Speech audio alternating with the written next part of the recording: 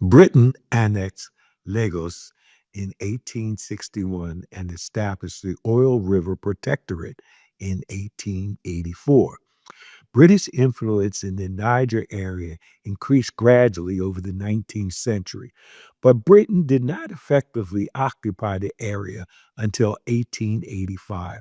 Other European powers acknowledged Britain's dominance over the area in the 1885 Berlin Conference. The British instituted an indirect rule form of colonialism. Chiefs and colonial agents used to administer the collection of taxes. Northern Nigeria was largely untouched. Infrastructure development in Lagos and Abuja. However, the extraction of raw materials, now oil, left the country unable to develop itself. After World War II, many of the people in the African colonies became totally dissatisfied with the situation for themselves in their country. 150,000 workers struck in 1945, demanding increased wages or to be paid at least what the white people are being paid.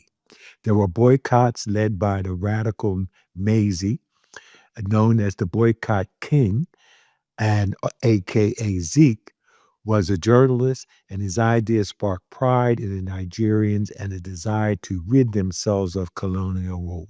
The British anticipated a domino fallout from Accra riots and the 3 of 8 African battalions aimed at Nigeria and one for Sierra Leone.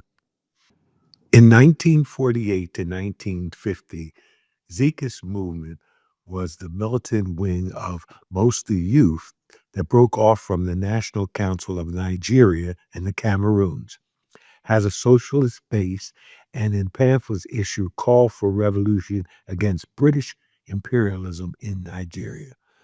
Nnamdi Zikwe, aka Zeke, had newspapers, the West African Pilot and the Daily Comet, that were banned. Although Zeke provided the ideas and fervor, he lacked commitment to the true revolutionary favoring independence through decolonization. The British fear of the spreading of communism and losing their dominance in Africa pushed them into negotiating with the leaders and decolonizing, giving over political power to the indigenous while maintaining control over the economy. Zeke became the federal president, and the power transfer was on British terms. The British favored more moderate leadership, but they weren't as smart as the Pan Africanists. They also needed Ghana, Nigeria, and Malaysia to stabilize their currency, as the 3 countries made up half of the total sterling reserves. The military. The military favored under British used to suppress dissent and maintain order. 27 years of independence was military rule. The Igbo women.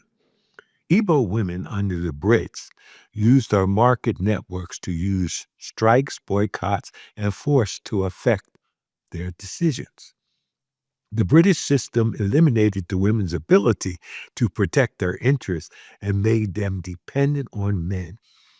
Women's legitimacy through traditional political institutions removed. Nothing done to help women move into modern political institutions. Women had little access to education and therefore little political mobility. Missionaries trained women to be Christian wives, had to take on the labor of their men. Men sent less money home due to consumption.